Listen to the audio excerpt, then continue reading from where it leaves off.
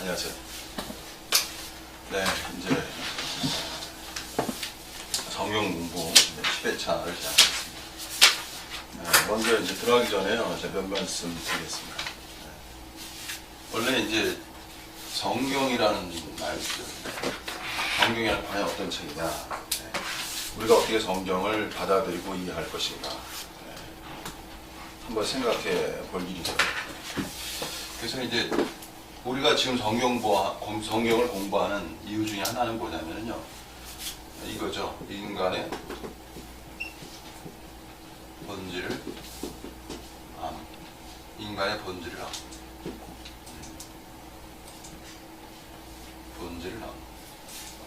인간의 본질을 알기 위해서 우리가 이제 성경 공부를 하는 것이죠.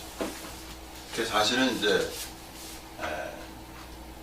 네가 범사에, 사도 요한이 그랬거든요. 네가 범사에 강건하고 잘 되기를 바란다는 말씀이 영혼이 잘 된 것 같이 네가 범사에 잘 되고 강건하기를 바란다, 원한다, 이런 말씀을 하실 거예요. 그래서 영혼 몸이, 우리의 영혼이 잘 될 뿐 아니라 우리의 범사가 잘 되어야 돼요. 다만 영혼만 잘 되는 문제가 아니고 범사가 잘 되는 문제하고 연관되어 있다는 것이죠. 그래서 범사가 잘 되기 위해서는, 또 영혼이 잘 되기 위해서는 근본적으로 우리가 무엇을 알아야 되냐, 인간의 본질을 잘 알아야 된다, 이렇게 말씀드릴 수 있습니다. 이 땅에는 많은 책이 있죠. 많은 지식도 있고. 그러나 성경이야말로 인간 본질의 핵심을 말씀하고 있어요. 그래서 우리는 이런 이제 말씀을 통해서 진정 우리 자신이 누구인지, 사실은 인간이 인간 스스로를 알기는 어려운 거야, 사실은. 왜냐하면 인간은 created, 피조된 존재이기 때문에 피조된 존재가 자신을 알기는 어려운 거야, 사실은. 그래서 사실은 인간을 알려면은 인간을 창조한 창조주를 알아야죠. 창조주를 알아야, 왜냐하면 창조주 속에는 창조물, 피조물에 대한 목적과 뜻이 담겨 있는 것이죠. 왜 인간을 만들었는지. 그래서 성경이라는 것은 창조주 하나님, 인간을 지으신 창조주 하나님의 말씀입니다.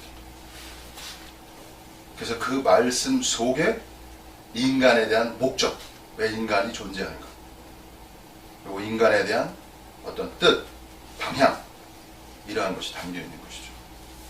그래서 지금까지 제가 성경을 계속 공부하고 있지만, 또 제가 영문학 전공자 아닙니까? 많은 책을 읽었지만, 정말 그야말로 성경이야말로 인간의 본질의 핵심을 가르치고 있다, 이렇게 말씀드릴 수 있어요. 그래서 여러분과 함께 이러한 시간을 갖고 있습니다.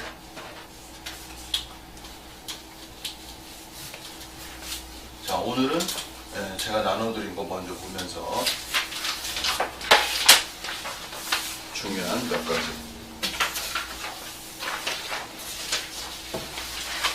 이제 보시면요, 먼저 제가 나눠드린 것 두 번째 페이지 열어보세요. 여기 보시면 참 좋은 말이에요. 미래신학의 관점에 지금 이제 말씀드리는 것, 미래신학. 저희가 왜 자꾸 이 신학을 말하냐면, 이 말 굉장히 중요한 말이거든요. 신학은 신앙의 문법이다. 이게 미래신학의 하나의 관점이란 말이에요. 이런 말을 만들어내는 것도 굉장한 겁니다, 사실은. 사람들은 신학과 신학의 관계를, 신앙과 신학의 관계를 생각하지 않잖아요. 그냥 신앙만 있으면 된다고 그러잖아요. 그죠? 신앙의 문제는 사실 믿음의 문제란 말이에요. 믿음. 신앙이라는 것이 사실 믿음의, belief의 믿음의 문제란 말이에요. 신학의 문제는 냉정하게 말하면 하나님의 말씀에 따른 말씀에 따른 이성의 문제예요. 그래서 온전한 하나의 신앙생활이라는 것은 하나님의 말씀에 따른 온전한 이성을 가지고 이 말씀을 믿음으로 적용하는 생활이에요. 다만 믿음만 있어서 되는 문제가 아니에요. 말씀을 알아야 돼요. 오늘 많은 사람이 믿음을 얘기하는데 이 믿음이라는 것은 막연한 믿음을 얘기하는 게 아니에요. 막연한 믿음, 아무거나 믿는 게 아니에요. 무엇을 믿겠어요? 하나님의 말씀을 믿는 거예요. 그래서 말씀이 무엇인지를 정확히 알아야 돼요. 오늘날 교회의 문제는 뭐냐면 굉장히 모호하다는 거예요. 모호하다는 거야. 뭘 믿어야 될지. 네? 제가 지난번에도 말씀드렸지만 바울의 죄의 해방에 대해서 죄의 해방이라는 말을 썼잖아요. 죄의 해방. 이게 성화론의 기독교 성화론의 핵심 말씀이에요. 성화론의. 근데 오늘날 이 성화에 대해서 어떻게 죄에서 해방되는지에 대한 과정, 그것에 대한 정확한 말씀이 필요한 거야. 그 말씀을 따라 믿어야만 역사가 일어나는 것이죠. 근데 그냥 모호하단 말이에요. 막연하단 말이에요. 제가 사람들하고 얘기하다 보면은 그냥 막연해. 그래서 우리 이제 미래신앙이라고 제가 말씀드렸는데 미래신앙의 특징은 뭐냐면은 관념적 혹은 이상적 신앙을 실체적 신앙으로 바꾸는 거예요. 관념적, 이상적 신앙을 실체적 신앙으로 바꾸는 거예요. 이게 미래신앙의 관점. 지난번에도 제가 말씀드렸지만 종교라는 개념이 한 세 가지로 우리가 볼 수 있었죠. 그냐면 규범으로서의 종교,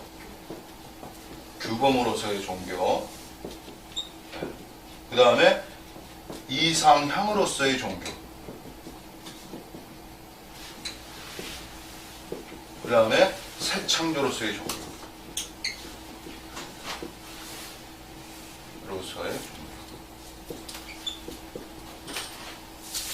그래서 종교라는 개념이 규범. 규범에 대해서 지난번에 제가 설명이 드렸죠. 그죠? 그 다음에 뭐냐면은 이상향.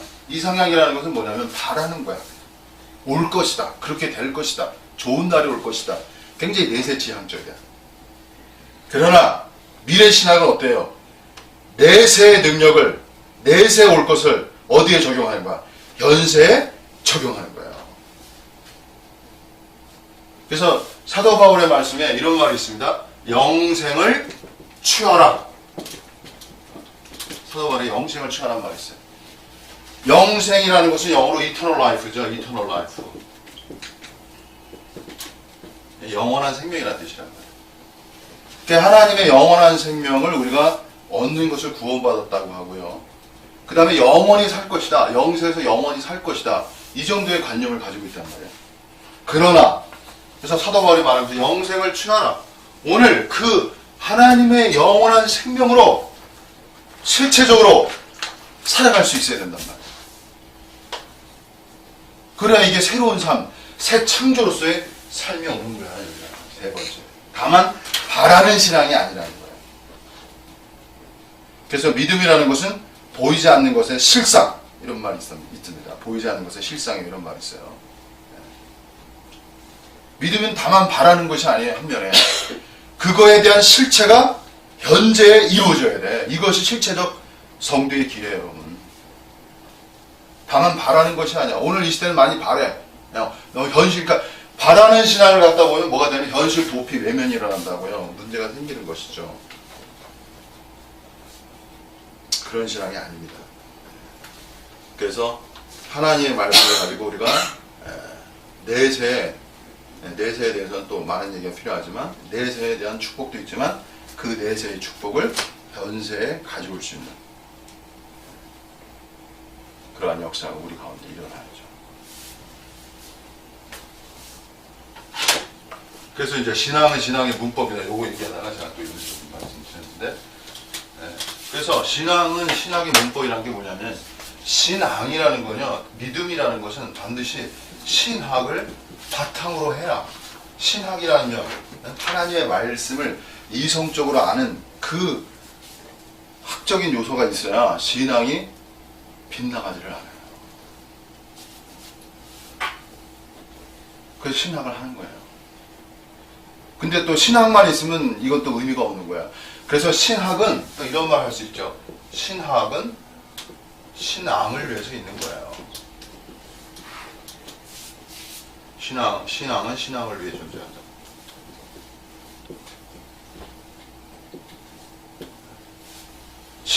신앙이 신학을 위해 있는 것이 아니고 신학은 신앙을 위해 존재하는 거예요. 그래서 여러분이 신학을 잘 공부하시면 여기 온전한 신앙의 길을 가실 수 있습니다. 그래서 이제 신학이 중요하다는 관점에서 미래신학의 관점을 제가 설명했고요. 그 다음에 제가 나눠드린 유인물 보겠습니다. 여기 보시면 뒤에 보시면요, 첫 번째 그 뒤에 두 번째 장에 보시면 너의 마음을 모아라. 너의 마음을 모아라. 이게 뭐냐면은 불교다. 불교가 주로 마음을, 모든 것이 마음 먹게 된다. 마음을 본다 이거죠. 그 다음에 뭐냐면은 정신 분석하는 것은 무의식을 봐라. 정신 분석하는 정신 분석합니다. 무의식을 봐라.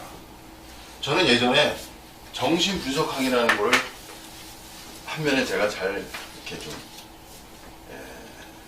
그렇게 깊이 생각을 못했어요. 성경이 가장 위대하다 보니까 뭐 불교나 정신 분석학도 그렇게 깊이 생각하지 않았어요. 근데 어떻게 하나님이 저를 인도하셔가지고 불교도 알게 해주시고 정신 분석을 알게 되니까 이게 성경이 얼마나 위대한 걸 역으로 알 수 있어요. 그래서 오늘날 성경을 공부하는 분들은요, 다른 것도 공부를 해야 돼요. 다른 거를 잘 알아야 성경이 얼마나 위대한 것을 비교적으로 설명해 줄 수가 있어요. 그냥 그래서 성경을 공부하는 사람들의 이 하나의 문제, 그림자가 뭐냐면 성경만 공부해. 성경만 공부한다. 그리고 성경 외의 것들은 그게 일종의 불교하는 것이고 그것이 성경을 벗어난다는 어떤 관점이 있어가지고 흔들릴까봐 자신의 믿음이 공부를 안 해. 그렇지 않아요, 여러분. 여러분, 제가 지난 시간에도 말씀드렸지만 기독교인들은요 너희는 뭐라 했어요? 예수님께서 너희는 세상의 빛이라고 말했어요. 이게 교회의 빛이 아니에요. 너희는 교회의 빛이란 말 안 하고 너희는 the light of the world, 세상의 빛이라고 말했다고. 그러니까 세상의 빛이기 때문에 기독교인들은 세상에 나가야 되는 거예요. 세상으로 나가야 돼. 세상에 나가서 세상을 이겨야 돼요. 이겨나가야 되는 거야, 원래가. 움츠러드는 게 아니야. 위축되는 게 아니야. 그리스도인은 당당하게 세상으로 나가서 말씀을 전파해야 돼요. 최고의 말씀 아닙니까? 성경이. 최고의 말씀을 그냥 신앙적으로 최고의 말씀이 아니라 지식적으로, 지혜적으로 말씀이 최고인 것을 여러분이 전할 수 있는 실력이 돼야 돼요. 오늘 이 시대는 지식 자본주의 사회 아닙니까? 자본주의 시대를 넘어서 지식 자본주의 사회라고. 지식이 있어야 돈이 되는 사회라고. 지식이 있어야 파워가 있는 사회고. 지적 소유권이라는 말 많이 나오잖아요. 그죠? 그것도 소유권이 되는 시대란 말이에요. 그러니까 여러분이 뭘 알아야, 중요한 게 뭐냐면 뭐를 알아야 세상을 이길 수 있는 능력이 나오는 거예요. 그래서 공부하시는 거예요. 인간이라는 건요, 사람이라는 것은 높은 생각을 따르게 돼 있어요, 여러분. 높은 생각이라는 걸 따르게 돼 있어요. 어떤 사람들 높은 생각, 뭐 최고봉이나 뭐 이런 말도 해서 사람을 혹하는 것이 있는데, 중요한 건 그런 개념으로서의 높은 개념이 높은 최고봉이 아니고, 진실로 사람을 사랑해서 사람을 구원하기 위해서는 우리가 그들을, 중요한 단어 쓰세요, 압도할 수 있는 말씀의 파워를 가져야 돼요. 이 압도라는 단어가 중요한 거. 하나님은 어떤 분이세요? 하나님의 말씀은, 이 성경에 보면은 예수님의 말씀을 듣고 뭐라고 하냐면 권세가 있더라, 이런 말 썼단 말이에요, 여러분. 오늘 사도 바울에 대해서 뭐 나는 말에 조라고 인간의 지혜의 말로 하지 않고 뭐 성령의 능력으로 나타나게 했다. 나는 인간의 지혜의 말로 해서 나를 내세우는 게 아니라 성령의 능력으로 말을 전했다. 이렇게 해가지고 지혜가 마치 필요 없는 것처럼 지혜의 말씀이 그게 아니에요 여러분. 한면에 예수님의 말씀 어때요? 예수님 말씀 글을 읽어보세요. 얼마나 지혜로웠어요. 그리고 다른 사람이 말할 때 권세가 있더라 이렇게 말했잖아요. 오늘 좀 바꿔드리는 거야. 뭐라고? 압도할 수 있는 말씀이 있어야 사람을 사로잡을 수 있는 거예요 여러분. 우리를 위해 사로잡는 게 아니라 하나님을 위해서 그들을 하나님께 인도하기 위해서 말씀의 파워를 가져야 돼. 결국 제가 오늘 항상 말씀드리지만 사탄과의 싸움 있잖아요. 사탄과의 싸움에서는요 뭐가 중요하냐면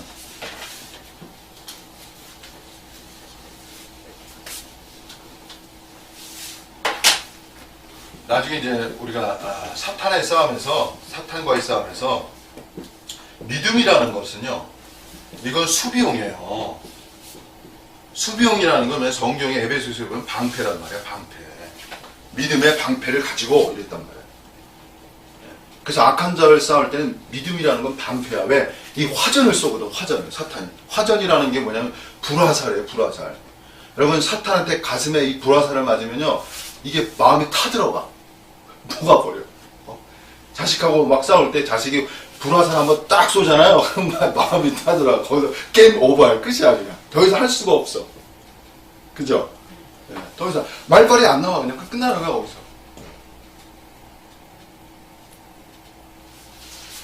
자, 공격용 무기는 뭐냐면 에베소서에 뭐라 했어요? 성령의 말씀에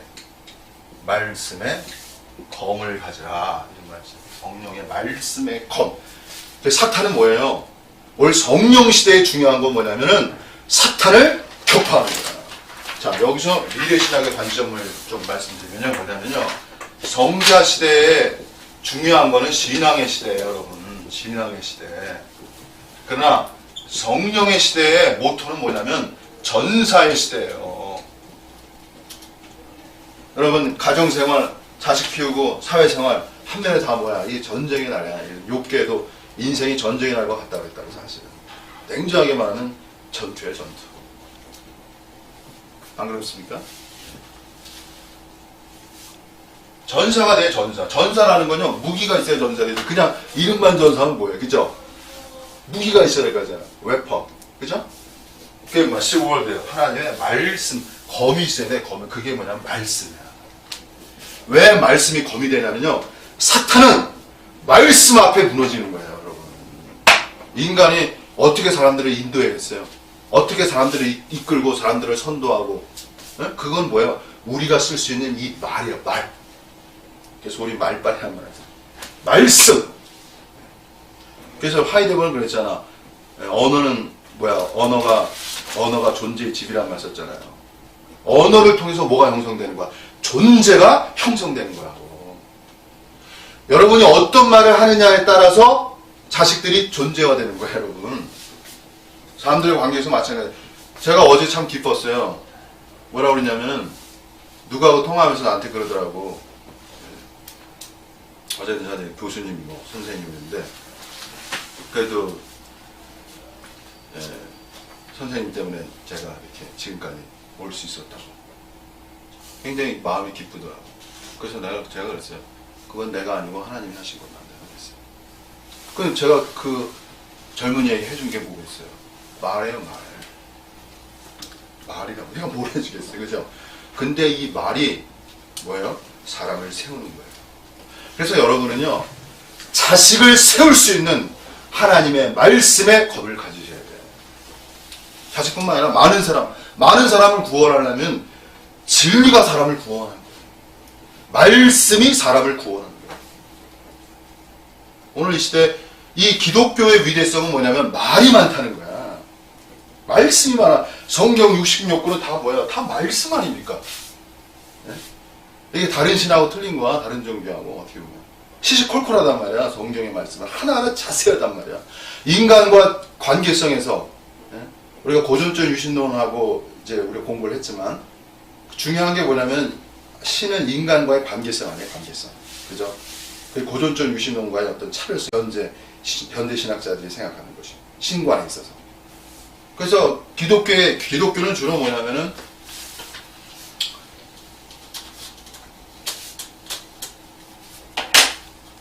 철학자들이 생각한 신이 있잖아요. 철학자들의 신이 생각한 신.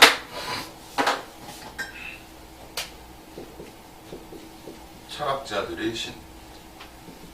그 다음에 인격의 신이 중요하죠. 인격의 신. 두 개로 주로 나누는데, 인격의 신이 뭐냐면 히브리, 다시 말하면 성경에 나타난 하나님, 주로 인격의 신으로 나타났습니다. 그래서 인격의 신의 특징은 뭐냐면 관계성이란 말이에요. 관계성이 중요해요. 관계성. 그래서 어떤 관계성이냐? 세계관과의 관계성을 가지시는데, 그거는 인간과 관계를 가지신다. 인간과의 대화가 많은 거예요. 말씀이 많아요. 그래서 결국은 여러분도 마찬가지예요. 많은 사람들과의 관계성은 주로 뭐로 이루어지는 거야? 실체적으로 말로 이루어져요. 근데 중요한 거는 제가 이제 압도할 수 있는 말이라고 했잖아요. 압도할 수 있는 말.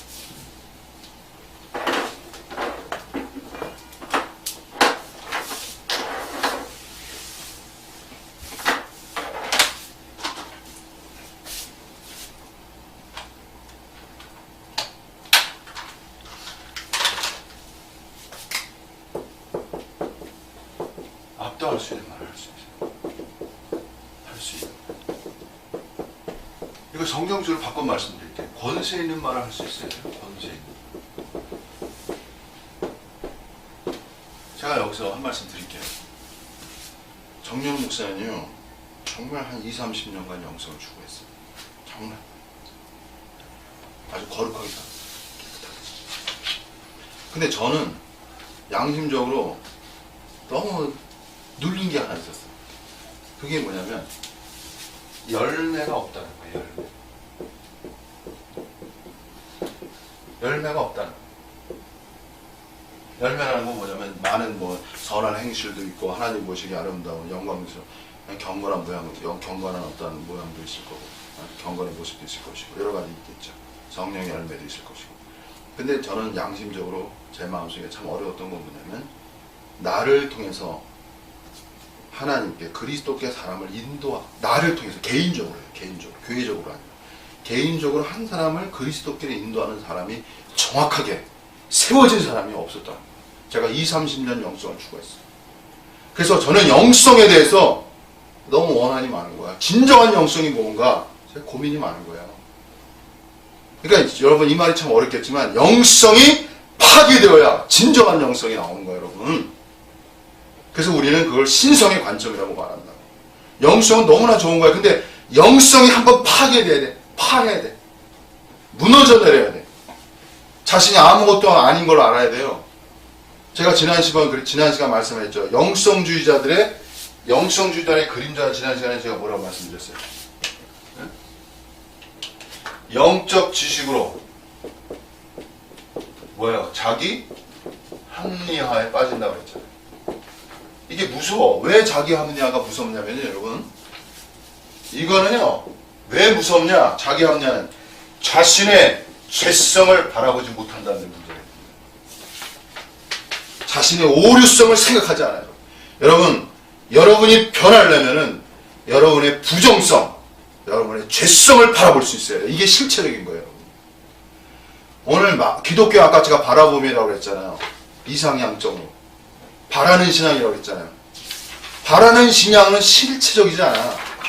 오늘 미래신학적 관점에서 중요한 요소가 실체적인 신앙이 되려면요, 이게 뭐가 필요해요? 자신의 원죄를 직시할 수 있어야 돼요.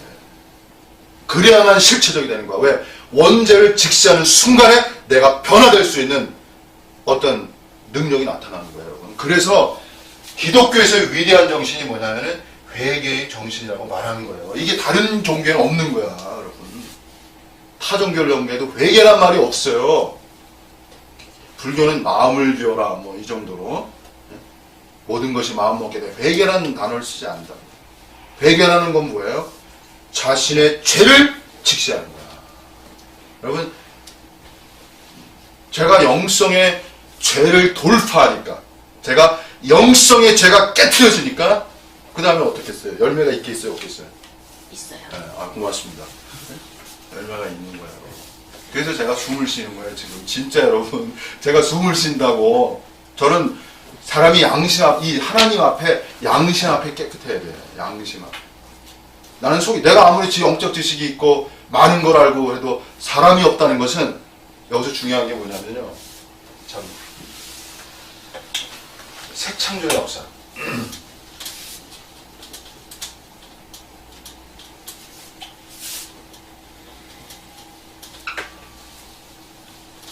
아까 제가 규범과 이상하게 새 창조라고 했어요. 새 창조. 이 신앙의 길은 새 창조의 역사예요, 여러분. 창조의 역사예요. 여러분, 이 창조란 말이 중요한 거예요. 왜? 하나님이 세상을 창조했잖아요. 창조한 것은 거기에 무슨 뜻이 있어요. 자, 신의 창조는요, 근원적으로, 여러분, 하나님이 하늘과 땅을 다 창조하셨잖아요. 그죠? 네. Heaven the heaven and the earth. 하늘과 땅을 창조하셨잖아요. 그죠? 만물을 창조하신 거예요. 그런데 이 하나님의 창조는요, 뭐를 향한 거야? 새 창조를 향한 거야. 이거를 잊으시면 안 돼요. 오늘날 기독교는 구원에 갇히면 안 돼요. 다만 구원이 아니에요. 하나님의 궁극적인 뜻은 구원이 아닙니다. 그리고 하나님의 궁극적인 뜻은 성화도 아니에요, 사실은. 하나의 과정이죠. 필요한 과정이에요. 기독교를 두 단어로 말하라면 구원과 성화예요. 그래서 구원이 무엇인지를 정확히 아셔야 돼요. 그리고 성화가 무엇인지를 정확히 아셔야 돼요. 이게 기독교를 이해하는 길이에요. 구원도 깊이 들어가는 여러 방면의 구원이 있어요. 성화도 마찬가지로. 실체적으로 성화라는 뜻이 거룩해 한다는 뜻이지만 어떻게 거룩해야 돼? 실체적 길을 제시할 수 있어야 돼요, 여러분이. 말로 전할 수 있어요. 이것이 복음이에요, 여러분. 이 시대에는 사실은. 그래서 뭐 하면 안 돼. 막연해도 안 되고 뭐 대충 해도 안 되는 거야. 정확히 해야 되는 거야. 그래서 이 새 창조 역사가 중요하다고 했잖아요. 이 새 창조를 바라볼 수 이게 하나님의 갈망과 목적이에요, 여러분. 근데 하나님의 그 갈망과 목적은 인간의 갈망과 목적이기도 해요, 사실은. 근데요, 이 새 창조는 어디에서부터 일종의 출발하냐? 새 창조는 결핍에서 출발해요. 결핍. 이 결핍이라는 단어가 이걸 다른 말로 성경적인 말로 바꿔드리면 이게 바로 가난이라는 말씀이에요. 예수님의 그 위대한 말씀. 가난한 자는 복이 있나요? 이 가난이라는 거예요. 가난이 결핍을 느껴야 새 창조에 대한 욕망이 일어나는 거예요. 가난하지 않으면요 찾지를 않습니다. 가난하지 않으면, 결핍을 느끼지 않으면 욕망화가 일어나질 않아. 그죠? 욕망한다는 건 뭐야? 결핍을 느끼는 거야. 강한 결핍은 강한 욕망을 말하는 거예요. 그래서 무슨 소리냐면, 여러분이 가난한 자가 복이 있다 했잖아요. 그죠? 그러면은 실체적으로 여러분이 나는 이렇게 말하는 거야. 나는 결핍된 자입니다. 이걸 보는 사람이 구원이야. 나는 결핍된 자입니다. 무엇에 결핍되어 있는가를 더 정확히 볼 수 있다는 그 사람은 복이 있는 거죠.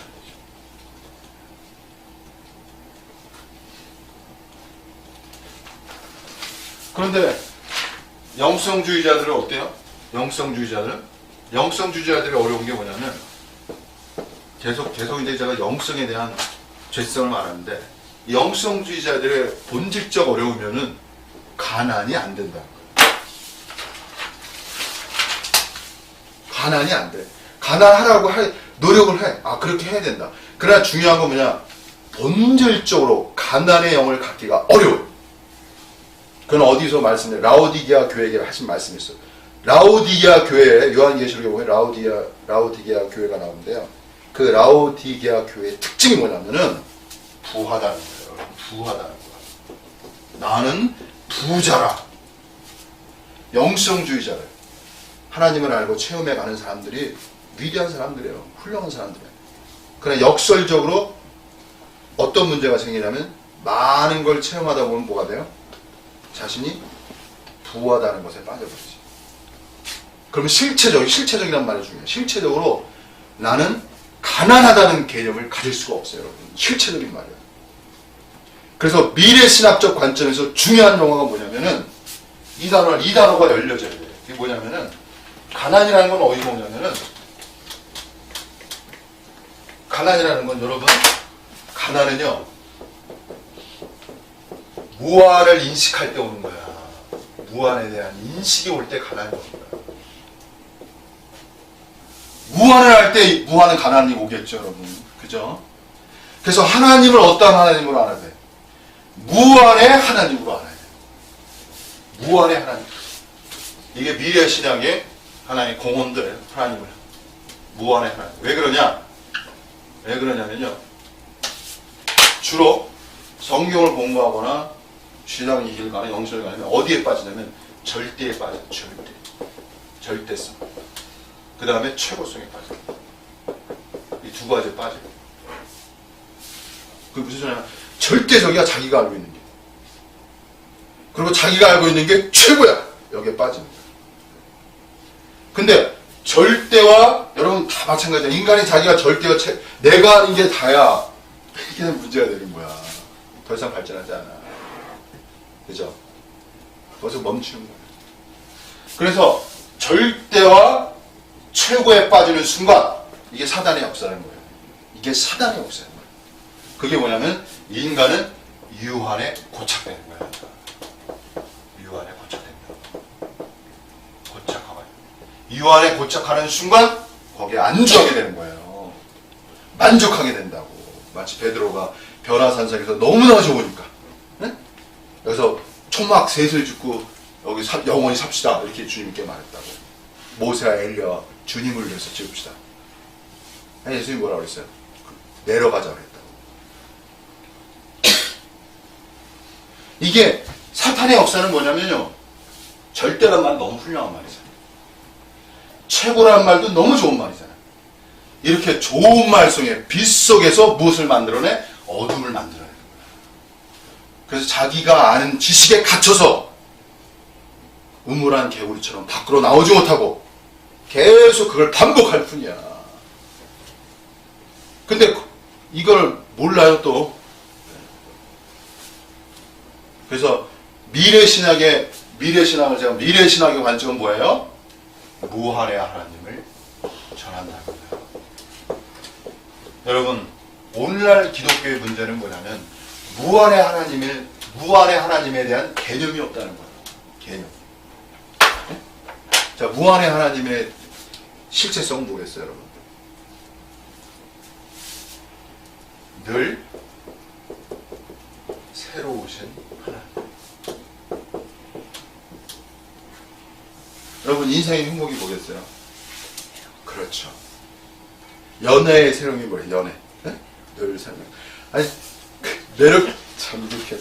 매력적인 사람이 새로운 사람 아니에요. 그죠? 그래서 새로운 사람이 와야 좀, 여기 또 새로 오신 분 모셨는데, 좋잖아요. 그죠? 어? 그리고, 가족에도 새로운 아이가 태어나야 뭐 경사가 일어나는 거야. 네? 아이가 태어나요. 그죠? 결혼을 해서. 오늘 지금 오늘날 교회의 문제는 어디에 문제가 생겼어? 지루함에 문제가 생긴 거야. 지루한 거야. 뻔한 얘기 계속 반복하고 있어요. 근데 본인도 몰라. 뻔한 얘기를. 새로움의 이야기를, 왜? 하나님은 무한하신 분이군요. 그분은 늘 새로우신 분이야. 그래서 바울이 그랬잖아. 나의 겉사람은 부패하나 속사람은 날로 새롭도다. 이렇게 말했잖아요. 왜 날로 새롭겠어? 속사람이. 사도 바울은 늘 새로우신 분을 속사람 안에서 체험하고 있기 때문에 그가 새로웠다는 거야, 여러분. 배에서 생수의 강이 흘러나리라고 그러잖아. 배에서 생수의 강이. 배에서, 너희 배에서, 성령의 배에서 생수의 강이 흘러나리라고 주님 말씀하신 거거든. 생수의 강.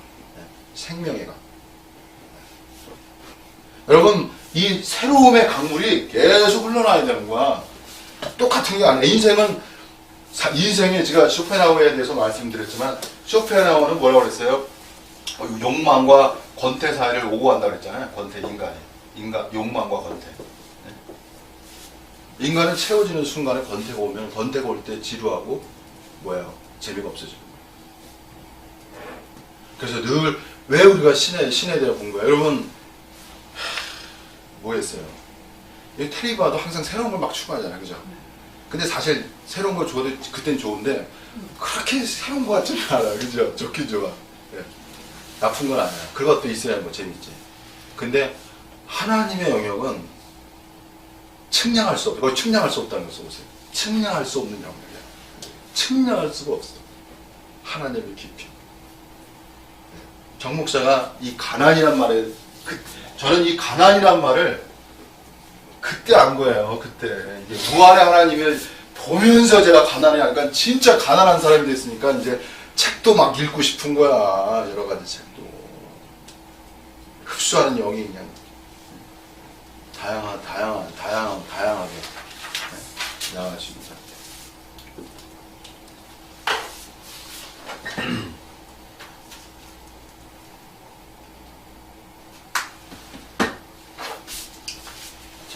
그래서 어떻게 하다 보니까 이제 말씀드렸고, 그 다음에 다시 한번 아까 제가 나눠드린 그러니까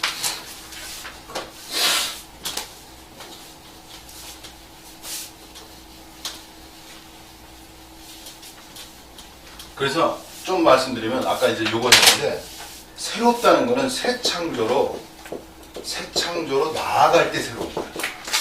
그럴 때 새로운 거예요.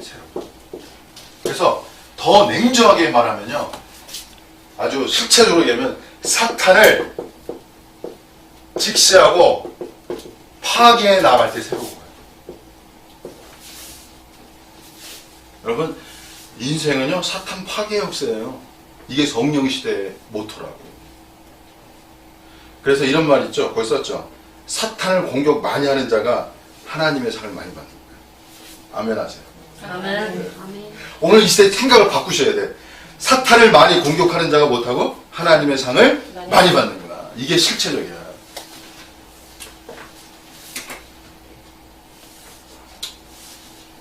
자, 그 다음에 아까 불교는 내 마음을 바라봐라 이렇게 말했죠.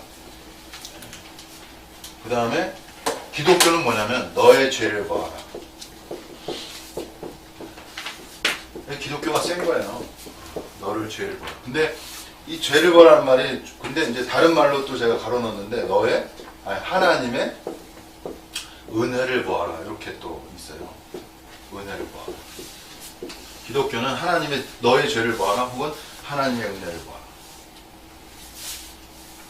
그래서 하나님의 은혜가 뭔가를 계속 얘기하죠. 근데 실제적으로는 너의 죄를 보아라. 이렇게. 그 다음에 이제 중요한 거 뭐냐, 미래신학의 관점에서는 뭐예요? 내 안에 뭐예요? 잠입한 뭐를 봐라? 사탄을 봐라. 그래서 여기서 오늘 이제 중요한 말씀. 오늘은 이제 본론이 여기에 있네요. 오늘 본론은 뭐냐면 사탄의 활동성이라는 거예요. 사탄의 활동성.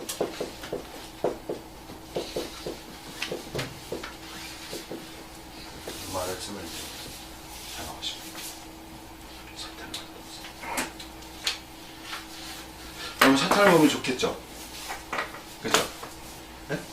근데 사탄은 인지하기가 굉장히 어려워요. 사탄이 뭐라고 말하면 사탄을 어떻게 인지하겠어? 굉장히 어려워요. 사탄이라죠. 사탄을 이렇게 탐지하기가 어렵다.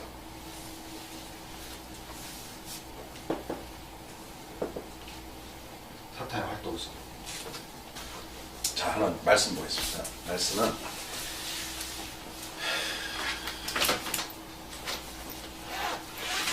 고린도후서 11장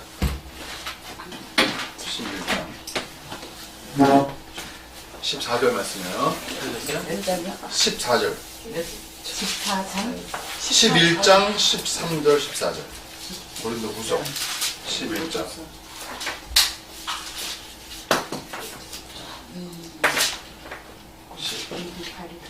11장 13절 14절 같이 읽어볼까요?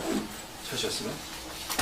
찾은 다음에 298.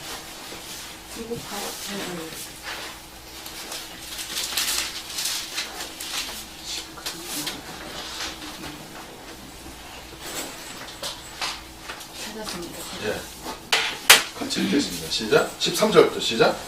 그런 사람들은 거짓 사도요 속이는 일꾼이니 자기를 그리스도의 사도로 가장하는 자들. 14절이 중요하죠.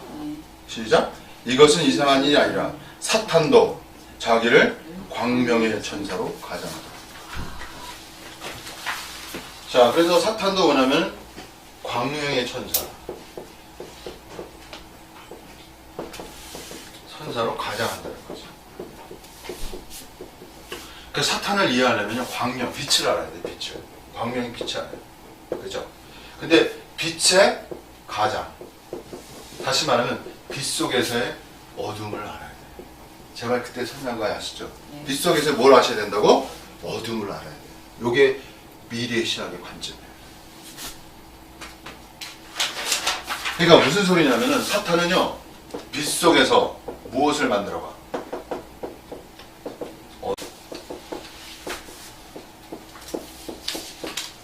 이 관점을 보죠.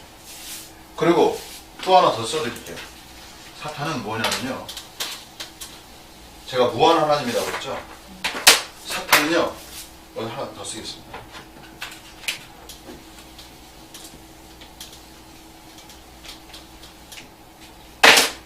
새로운 어둠을 만들어요.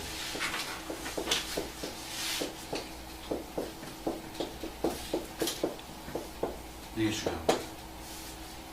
사탄은 뭐라고요? 새로운 어둠을 만들어요. 예. 그러니까 새로운 어둠 만드는 자를 무한 추적하는 거야. 이것이 미래신학 관점. 멈출 수가 없어요. 사탄은 활동성을 멈출 수가 없어요. 이 세상이 끝나는 거야. 계속. 근데 기묘한 게 있어. 자, 이게 재밌어요. 그게 뭐냐면 이거 보세요. 재밌어요. 뭐가 재밌냐면 하나님은 어떤 거예요? 사탄을 활용하는 거예요. 이게 하나님의 위대성이에요. 하나님은 사탄을 활용해요. 사탄은 하나님을 대적하나 하나님은 사탄을 쓰신단 말이에요. 왜 사탄을 만들었을까? 용도가 있어. 거기에도. 하나님이 크신 거예요. 자, 무슨 소리냐면요. 자, 새로운 어둠을 만들잖아요. 그죠? 사탄이? 예, 저를 보세요. 네. 그러면 어떤 역사가 일어나냐? 잘 보세요. 새로운 어둠을, 이게 중요해요. 새로운 어둠을 직시하는 순간에 뭐가 나타나? 새로운 무엇이 나타나? 빛이 나타나는 거야. 이게 신의 역사라는 거야. 네. 정 목사가 사탄하고 만났겠어요? 안 만났겠어요? 만났겠어요. 네, 만났죠. 사탄과 대적을 해야 거기서 뭐가 나오는 거예요, 여러분. 사탄이 안 나타나면 그 사람은 의심스러운 사람은 진앙이 일어나는 게 아니야. 사방의 사탄. 그러니까 새로운 어둠을 직시가 중요한 거지, 직시가. 새로운 어둠을 모르면 그냥 계속 어둠을 모르면 어둠에 갇히는 거예요. 그렇죠? 어둠에 모르면 어둠에 갇히는 거예요. 어둠을 직시하면 어둠을 돌파해서 새로운 빛을 얻는 거예요.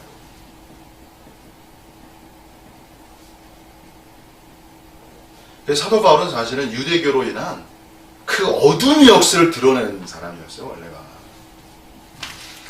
유대교에. 율법주의자들의 어둠을 드러낸 게 사도 역사였어요, 사도 바울의 역사. 그럼 오늘 정 목사는 뭘 얘기하겠어요? 아주 청청병력 같은 이 미래신학의 관점. 예? 제가 뭘 말하겠어요, 여러분? 이걸 쓰면 여러분 그냥 사람들이 놀랄 거예요? 예? 사탄은 어디에 숨어 있어? 예? 여기서 쓰겠습니다. 과감히 쓰겠어요, 여러분. 사탄은 바울 주의자 속에 숨어 있어. 아마 이거 평생에 처음 들어봤어요. 바울 주의자 속에 숨어 있다고, 사탄. 이런 말 들어봤어요, 여러분? 네, 처음 들어보죠. 과감히 던지는 말에 옛날에 과거에 예수님께서 성부에 대한 성전을 헐라 뭐 이런 성전을 헐라 이렇게 말했잖아요. 그 성부에 대한 도전이라고 성전을 헐라라는 건 그죠? 맞아요. 내가 사흘 만에 다시 지으리라. 이건 완전 정부에 대한 도전으로 받아들였어. 그러니까 유대교들이 그냥 죽이려고 그랬죠, 예수님. 오늘 기독교는 뭐예요? 사탄은 어디에 숨어 있어? 이런 데 바울주의자 속에 숨어 있는 거야. 이제 이렇게 말하는 목사를 처음일 거예요, 진짜. 이게 미래신앙의 관점. 왜? 바울주의자야말로 하나님이 기뻐하시는 것이겠죠. 그죠? 그렇게 가야 되겠죠? 근데 교묘하게 그 속에 사탄이 숨어서 역사하는 거예요. 이거는 나중에 제가 글도 썼지만 제가 말씀드려요.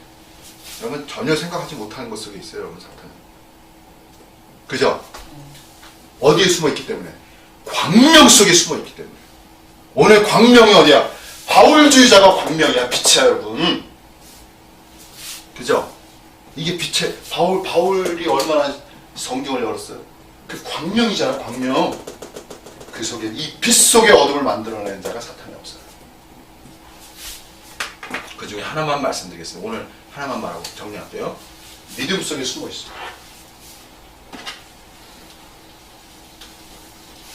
믿음 속에 숨어 있는 사탄에 대해서 오늘 말씀드립니다.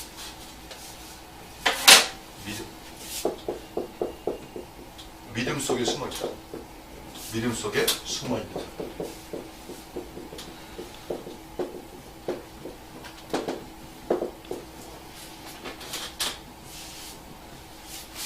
자, 일단 긍정으로 믿음이라는 건 뭐 굉장한 위대한 거예요. 다 말할 수 없어요. 이렇게 먼저 해요. 믿음이 나쁘다 그러면 그건 잘못된 거죠. 그죠? 저는 믿음에 대해 저는 믿음의 위대성에 대해서 너무나 말하고 싶은 거예요. 자, 믿음의 위대성을 한번 그 중에 하나를 보면요. 갈라디아서 3장 5절. 갈라디아서 3장 5절. 3장 5절.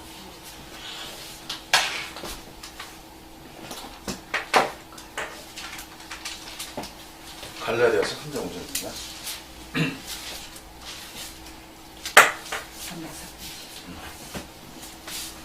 이제 여러분이 잘 찾으시네. 어느 정도 되니까 숙면이요. 믿음의 하나의 위대한 역사 중에 하나를 제가 이제 골라서 이제 말씀드려요. 3장 5절 같이 읽겠습니다. 시작. 너희에게 성령을 주시고 너희 가운데서 능력을 행하시는 이의 일이 율법의 행위에서냐 혹은 듣고 믿음에서냐. 다시 한번 읽어볼까요? 너희에게 성령을 주시고 너희 가운데서 능력을 행하시는 이의 일이 율법의 행위에서냐 혹은 듣고 믿음에서냐. 자, 이 말은 무슨 말이냐면 이렇게 말할 수 있어요. 믿음으로 말미암아 성령을 우리에게 주신 거예요. 그죠?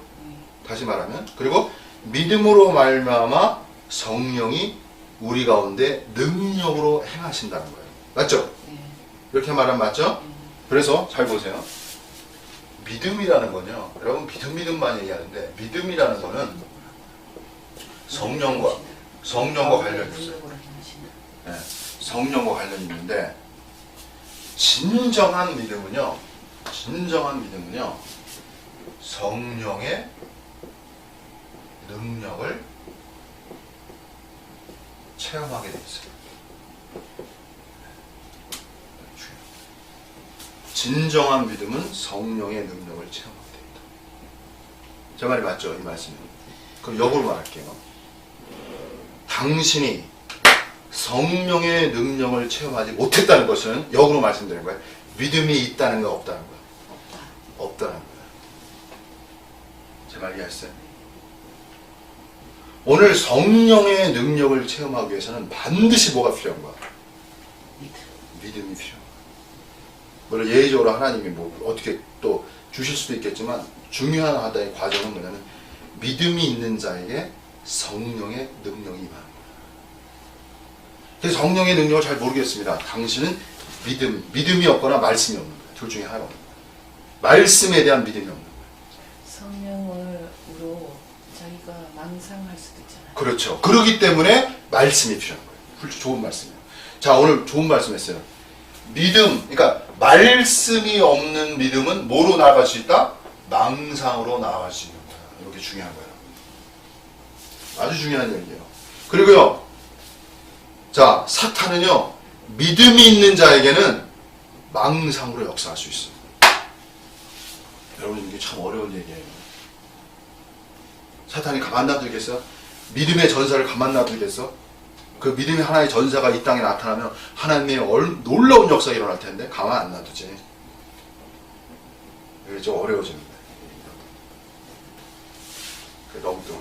자, 그래서 일단 믿음이라는 것은 성령의 능력을 체험케 합니다. 그래서 믿음을 통해서 어떠한 성령의 능력을 체험하는 거야? 이걸 정확히 가르쳐줘야 돼요. 알고 싶죠? 그죠? 제가 말씀드려요. 그래서 그냥 한마디로 말할게요. 성령이라는 건 뭐냐면요. 이렇게 그래서 쓰세요. 사람이 할 수 없는 것을 하시는 하나님의 능력이에요. 사람이 할 수 없는 것을 하시는 하나님의 능력이 성령이에요. 이렇게 좀 약간 개괄적으로 얘기했는데 구체적으로 또 나중에 또 어쨌든 여기까지 하고 그 다음에 이제 믿음의 그림자, 믿음 속에 숨어있는 사탄에 대해서 좀 더 말씀하고 정리할게요.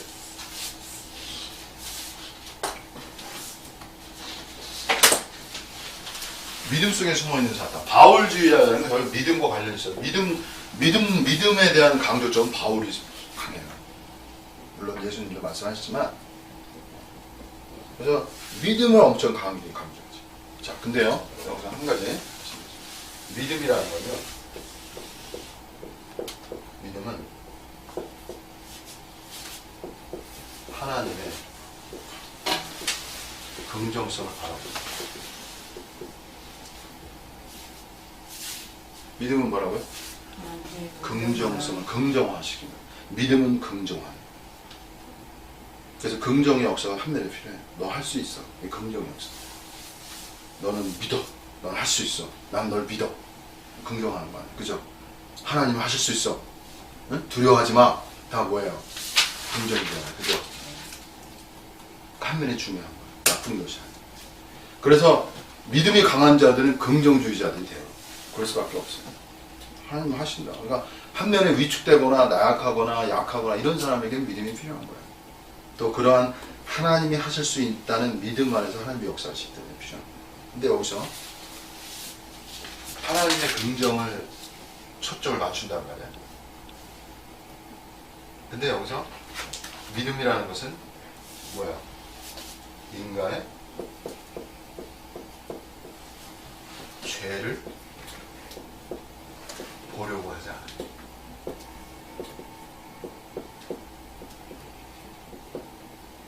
여기 문제예요.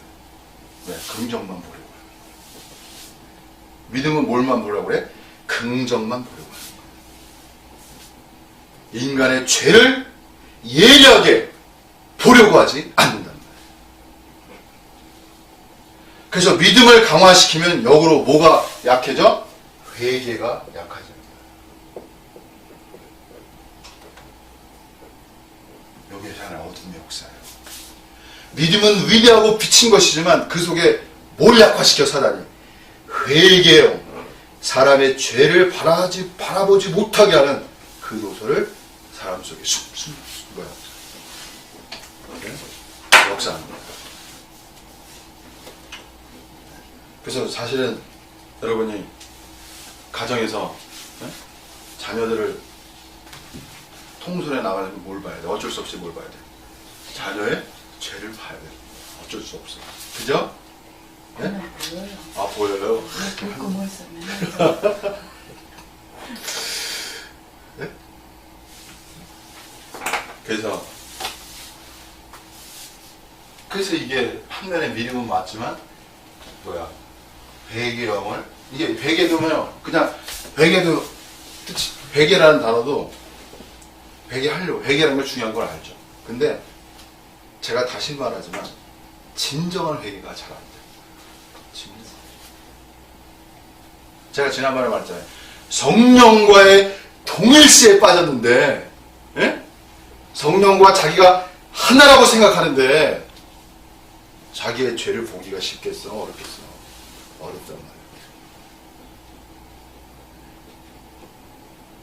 그래서 사도 요한의 말, 죄 없다는 자는 스스로 속이는 자다.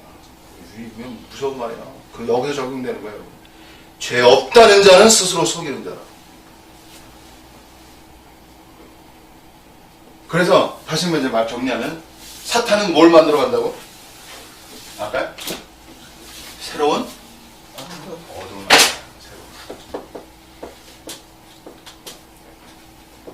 자, 여기서 앞에 쓸게요. 어떻게 새로운 어둠을 말하냐? 종교와, 이 단어가 중요한 거예요. 종교와 영성 속에서 새로운 어둠을 만들어. 현실적으로는 어둠이 많아요. 그냥 그 자체가 어둠이기 때문에. 그죠? 현실은 그 자체가 어둠이에요. 현실성이라는 건. 사탄의 뭐 놀이터죠. 근데 사탄의 그 고도화된 어둠은 어딨어? 종교와 네? 영성 속에. 어렵죠? 네, 어려우실 거예요. 나중에 제가 추가 설명하겠습니다. 네? 지금 제가 좀 수준을 높여서 말씀드리는 거예요. 지금 충분히 수준이 있는 말씀이에요. 쉽게 이해될 수 있는 말씀이 아니에요. 도저히 이해가 안 되지. 왜? 빗속에서의 어둠이라는 개념 자체가 어렵기 때문에. 광명이라는 개념. 그 다음에 이제 마지막으로 이제 한 구절만 보고 이제 마칠게요. 자, 뭐냐면은 마태복음 21장 18절 19절.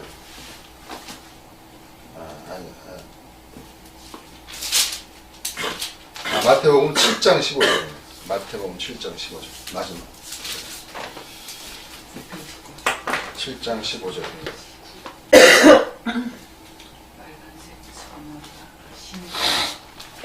마태복음 7장 15절.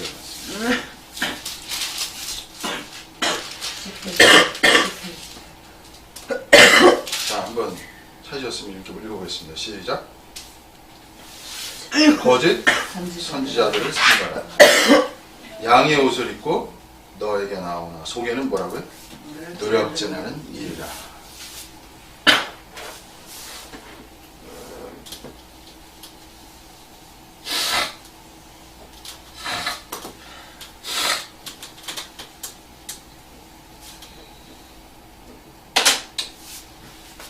무슨 옷을 입고 그 거짓 선지자가 있죠? 거짓 선지자. 양의 옷을 입어. 근데 속은 뭐야? 노략질하는 일이라.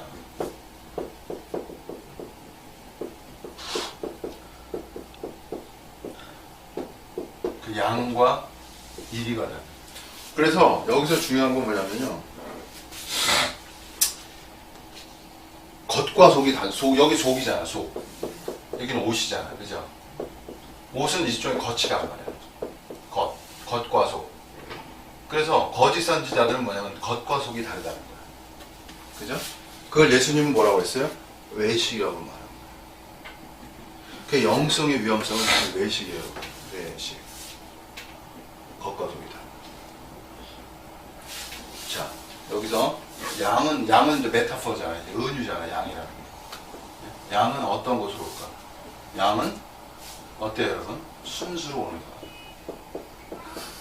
순수의 뭐야, 순수. 네? 순수로 와. 근데 노략질이잖아. 노략질은 뭐야, 이게? 탐욕을 채우는 거야. 누구의 탐욕을 채워? 자신의 탐욕을 채워. 근데 순수의 이름으로 오기 때문에 탐욕이 보이질 않아. 이게 어려운 거야. 순수로 와, 순수. 깨끗한 거. 나만큼 깨끗한 사람이. 그러니까 이게 역설이에요. 이렇게 말해야 돼. 나만큼 깨끗한 게 아니고 나만큼 더러운 사람이 없습니다. 이게 더 멋있네. 그죠, 여러분? 네. 그 성철 스님이라는 분이 자기 죄가 수미산 갔다고 얘기했잖아요. 스님들은 그런 식으로 가지나 얘기는 하지 않거든. 그리고 어느 위대한 목사가 내가 지은 건 죄뿐입니다. 이렇게 가는 사람이 있을까? 정말 내가 죄인이라고 말하는 사람이 진짜 순수한 사람이 역설적인 거예요. 그래서요, 순수라는 건 뭐냐면 역설이에요, 여러분.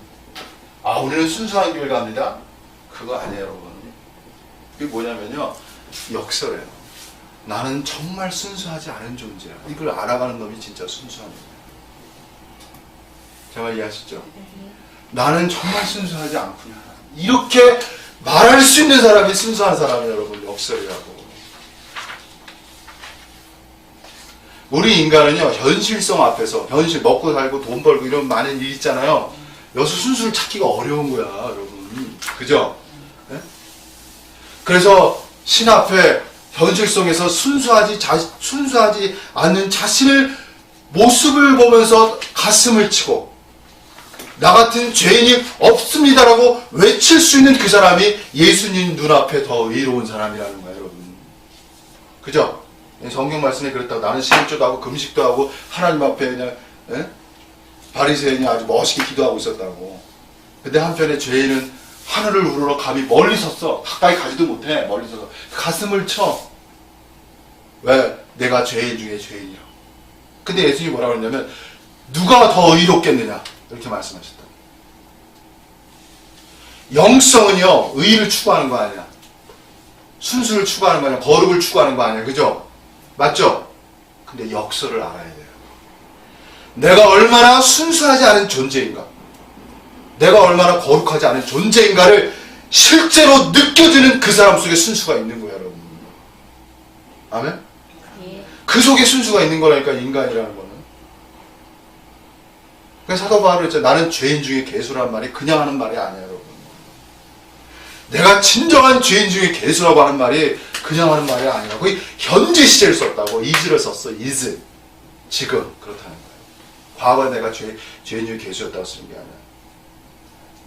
영성주의자들의 현재적 관점에서, 자, 영성주의자들은 뭐냐면 현재적 관점에서, 이 말이 중요해요. 현재적 관점에서 자신의 어둠을 바라보지 못한다는 거예요. 그래서 미래신학의 관점은 뭐냐면요, 어둠을 통해서 빛이 와요. 나는 주님의 축복이 이 말씀 속에 있기를 바랍니다. 진실. 이게 실제적이에요. 그래서 죄라는 것은 새 창조로 나아가는 하나의 토양이 되는 거예요, 여러분. 나의 죄가 새 창조로 나아가는 토양이 되는 거야. 이게 하나님의 지혜라는 말이에요, 여러분.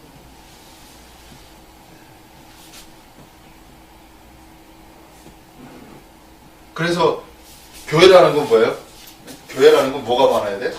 믿음도 중요한 것이지만 실체적으로 진정한 무엇이 있어야 돼? 실체적으로 믿음이 중요한 것이지만 실체적으로는 뭐가 있어야 돼? 회개가 있어야 되는 거야. 무한 회개의 영, 진실한 무한 회개의 영이 있어야만 새롭게 나아갈 수 있는 거야. 이게 성자 예수님 말씀의 파워, 능력이야. 그래서 뭐야? 회개하라, 천국이 가까웠느니라. 천국을 사모한다면 회개가 있어야 되는 거야. 오늘 구원론 때문에 회개라는 관점이 많이 약해졌어요. 구원받았는데 왜 회개하냐 이렇게 하죠. 그게 아닙니다. 진정한 새창조의 역사는 회개로부터 나옵니다. 네, 오늘 여기까지 하겠습니다.